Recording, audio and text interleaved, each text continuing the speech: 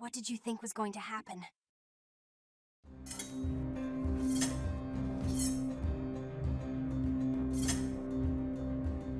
8. Search. At sight of the room, perfectly undisturbed except for our violent entrance, we began to cool a little, and soon recovered our senses sufficiently to dismiss the men. It had struck Mademoiselle that possibly Carmilla had been wakened by the uproar at her door, and in her first panic had jumped from her bed, and hid herself in a press or behind a curtain, from which she could not have, of course, emerged until the majordomo and his myrmidons had withdrawn. We now recommenced our search, and began to call her name again. It was all to no purpose. Our perplexity and agitation increased. We examined the windows, but they were secured. I implored of Camilla, if she had concealed herself, to play this cool trick no longer, to come out and end our anxieties. It was all useless. I was by this time convinced that she was not in the room, nor in the dressing room, the door of which was still locked on the side. She could not have passed it. I was utterly puzzled. Had Carmilla discovered one of those secret passages which the old housekeeper said were known to exist in the Schloss, although the tradition of their exact situation had been lost?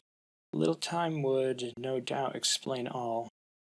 Utterly perplexed as, for the present, we were, it was past 4 o'clock, and I preferred passing the remaining hours of darkness in Madame's room. Daylight brought no solution of the difficulty. The whole household, with my father at its head, was in a state of agitation the next morning. Every part of the chateau was searched. The grounds were explored. No trace of the missing lady could be discovered. The stream was about to be dragged. My father was in distraction. What a tale to have to tell the poor girl's mother on her return. I, too, was almost beside myself, though my grief was quite of a different kind.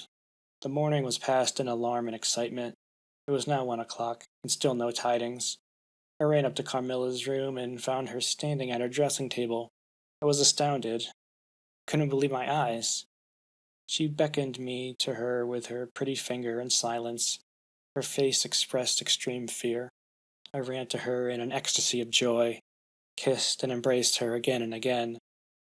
I ran to the bell and rang it vehemently to bring others to the spot who might at once relieve my father's anxiety. Dear Carmilla, what has become of you all this time? We have been in agonies of anxiety about you, I exclaimed. Where have you been? How did you come back? Last night has been a night of wonders, she said. For mercy's sake, explain all you can. It was past 2 last night, she said, when I went to sleep as usual in my bed, with my doors locked, that of the dressing room and that opening upon the gallery. My sleep was uninterrupted and, so far as I know, dreamless. But I woke just now on the sofa in the dressing room there, and I found the door between the rooms open and the other door forced. How could all this have happened without me being awakened? It must have been accompanied with a great deal of noise, and I am particularly easily wakened. And how could I have been carried out of my bed without my sleep having been interrupted? I, whom the slightest stir startles. By this time, Madame, Mademoiselle, my father, and a number of the servants were in the room. Carmilla was, of course, overwhelmed with inquiries, congratulations, and welcomes. She had but one story to tell, and seemed the least able of all the party to suggest any way of accounting for what had happened. My father took a turn up and down the room, thinking. I saw Carmilla's eye follow him for a moment, with a sly, dark glance. When my father had sent the servants away, Mademoiselle having gone in search of a little bottle of valerian and savolatile, and there being no one now in the room with Carmilla except my father, Madame, and myself, he came to her thoughtfully, took her hand kindly, led her to the sofa, and sat down beside her. Will you forgive me, my dear, if I risk a conjecture and ask you a question?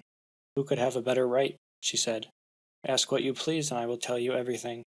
But my story is simply one of bewilderment and darkness. I know absolutely nothing. Put any question you please, but you know, of course, the limitations mamma has placed me under. Perfectly, my dear child. I need not approach the topics on which she desires our silence. Now, the marvel of last night consists in your having been removed from your bed and your room without being wakened. and this removal having occurred apparently while the windows were still secured, and the two doors locked upon the inside. I will tell you my theory and ask you a question. Carmilla was leaning on her hand dejectedly. Madame and I were listening breathlessly. Now, my question is this. Have you ever been suspected of walking in your sleep? Never, since I was very young indeed. But you did walk in your sleep when you were young. Yeah, I know I did. I had been told so often by my old nurse. My father smiled and nodded.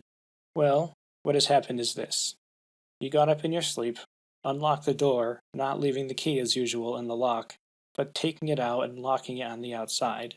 You again took the key out and carried it away with you to some one of the 25 rooms on this floor, or perhaps upstairs or downstairs. There are so many rooms and closets, so much heavy furniture, and such accumulations of lumber, that it would require a week to search this old house thoroughly. Do you see now what I mean? I do, but not at all, she answered. And how, papa, do you account for her finding herself on the sofa in the dressing room, which we had searched so carefully? She came there after you had searched it, still in her sleep, and at last woke spontaneously, and was as much surprised to find herself where she was as anyone else. I wish all mysteries were as easily and innocently explained as yours, Carmilla, he said, laughing. And so we may congratulate ourselves on the certainty that the most natural explanation of the occurrence is one that involves no drugging, no tampering with locks, no burglars, no poisoners, no witches, nothing that need alarm Carmilla or anyone else for our safety. Carmilla was looking charmingly. Nothing could be more beautiful than her tints.